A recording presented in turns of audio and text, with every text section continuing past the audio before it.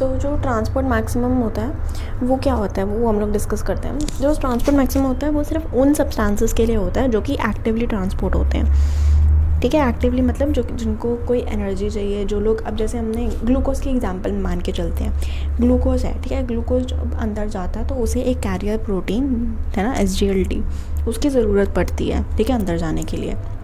अब क्या होता है, कभी कभी जो फिल्टर्ड लोड होता है ना, फिल्टर्ड लोड मतलब जो आ रहा है, ठीक है, फिल्टर्ड लोड जो होता है ना, कभी कभी उस सब्सटेंस का, सपोज ग्लूकोज का जो फिल्टर्ड लोड है वो इतना ज़्यादा हो गया है कि रीअब्जॉर्प्शन नहीं हो रही। मतलब रीअब्जॉर्प्शन, अगर सपोज रीअब्जॉर्प्शन कैपेबिलिटी 8 है और फिल्टर्ड लोड 10 आ रहा है, तो जो 2 है वो कहाँ पे जाएगा, वो जाएगा यूरिन में।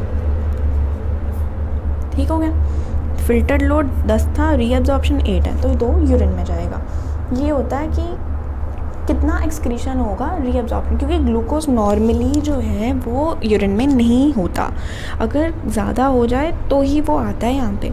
ठीक है, तो अब रीअब्जॉर्प्शन जो ट्रांसपोर्ट मैक्सिमम है, ट्रांसपोर्ट मैक्सिमम मतलब कि maximum capability of a nephron, कि वो मैक्सिमली कितना होल्ड कर सकता है किडनी, मतलब ये जो है ये कितना मैक्सिमम ले सकती है, वो जो है वो है हमारा 375 मिलीग्राम पर मिनट, ये हमारा मैक्सिमम।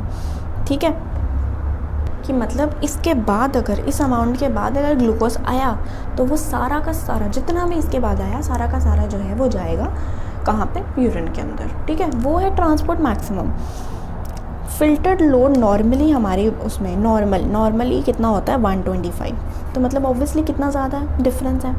ठीक है, तो आराम से फिर वो रीअब्जॉर्ब हो जाता है। ठीक है, लेकिन अगर ग्लूकोज का फिल्टर लेवल जो है वो ज़्यादा इंक्रीज़ हो जाए, ठीक है, सपोज ये बहुत इंक्रीज़ हो जाए, इंक्रीज़ होते होते अगर वो 200 तक चला जाए, वैसे तो 375 तक जाए, हम कहते हैं कि ट्रांसपोर्ट मैक्सिमम है 375, लेकिन प्रैक्टिकली क्या होता है कि 200 तक चले जाए तो फिर first drop of glucose urine में प्रेजेंट हो जाता है प्रैक्टिकली। क्यों ऐसा होता है 200 पे आने पे, दिस इज़ थ्रेशोल्ड, ये है थ्रेशोल्ड। अब थ्रेशोल्ड और ये जो ट्रांसपोर्ट मैक्सिमम है, ये डिफरेंस क्यों है इन दोनों में?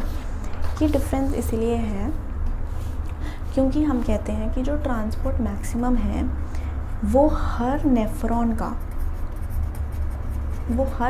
का ट्रांसपोर्ट मैक्सिमम एवरेज हम मानते हैं, हर नेफ्रॉन का डिफरेंट है। बेसिकली हम कह सकते हैं कि एक क्लास में सारे के सारे जो स्टूडेंट्स हैं उनकी कैपेबिलिटी नहीं है, माना हमने उनको बोल दिया कि वो 10th क्लास के हैं, हमने उसको ट्रांसपोर्ट मैक्सिमम दे दिया कि वो 10th क्लास के हैं और उनको जो है वो हर चीज़ आती है 10th क्लास के। ऑब्वियसली हम ये मान के चलेंगे कि उनको 9th क्लास के अकॉर्डिंग सब कुछ आता है, अगर हमने उनको डेजिग्नेशन दी है 10th क्लास की। लेकिन उसमें कई बच्चे होंगे जो कम होंगे, कई बच्चे होंगे जो ज़्यादा होंगे। तो हमने तो क्या किया कि हमने ट्रेडमार्क दे दिया 10th क्लास का, वो हमने दे दिया 375। ठीक है, कि जो सबसे जो हाईएस्ट स्कोरिंग बच्चा है हमने उसके अकॉर्डिंग दे दिया ट्रांसपोर्ट मैक्सिमम। हाईएस्ट स्कोरिंग बच्चा दे दिया जो फर्स्ट आता है, कि इसको जितना आता है वो हमने बता दिया 375, इसके बाद तो किसी को भी नहीं आता, ये हमने कह दिया।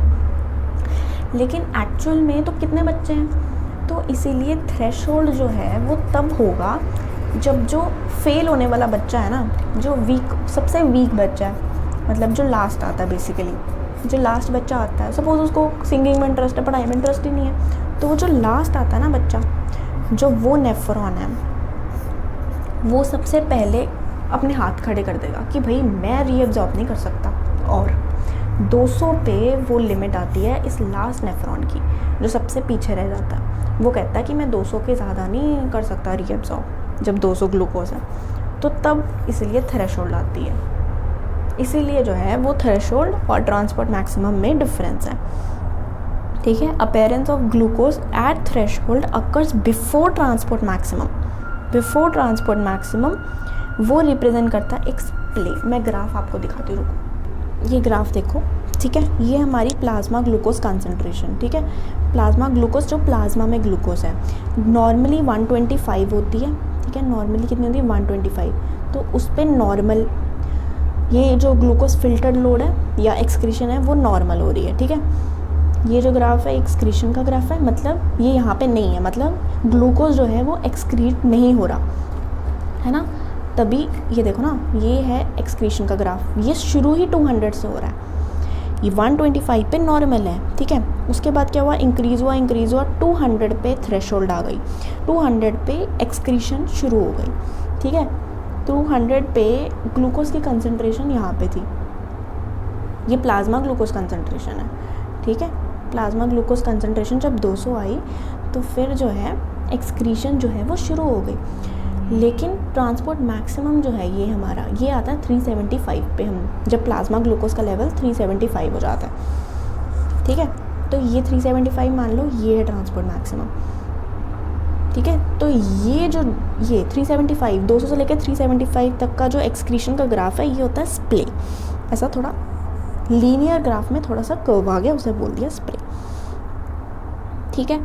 यहाँ पे रीअब्जॉर्प्शन हो रही थी, यहाँ पे 200 के बाद भी हो रही है, ठीक है। उसके बाद ट्रांसपोर्ट मैक्सिमम एक बार आ गया, उसके बाद नहीं, उसके बाद उतनी ही, ट्रांसपोर्ट मैक्सिमम के बाद बिल्कुल भी नहीं वो इंक्रीज़ करेगी। और ये जो ट्रांसपोर्ट मैक्सिमम है ये ट्रांसपोर्ट मैक्सिमम है, इसके बाद तो एकदम लीनियर हो गया एक्सक्रीशन का ग्राफ, ठीक है। बस बेसिकली इसमें इतना ही बताना है। थ्रेशोल्ड का मतलब ये है कि कुछ नेफ्रॉन्स का ट्रांसपोर्ट मैक्सिमम जो है वो पहले आ जाता है, जो एंड वाले का आता है ना वो होता है 375, ठीक है। और यहाँ पे थ्रेशोल्ड से ही एक्सक्रीशन शुरू हो जाती है, बेसिकली नॉर्मल हमारा 125, सही है। So this was about transport maximum.